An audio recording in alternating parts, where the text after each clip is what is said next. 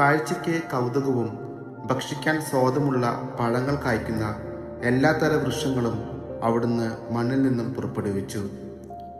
ജീവന്റെ വൃക്ഷവും നന്മ തിന്മകളെക്കുറിച്ചുള്ള അറിവിന്റെ വൃക്ഷവും തോട്ടത്തിന്റെ നടുവിൽ അവിടുന്ന് വളർത്തി. തോട്ടം നനയ്ക്കാൻ ഏദനിൽ നിന്ന് ഒരു നദി പുറപ്പെട്ടു. അവിടെ വെച്ച് അത് 4 കൈവഴികളായി പിരിഞ്ഞു.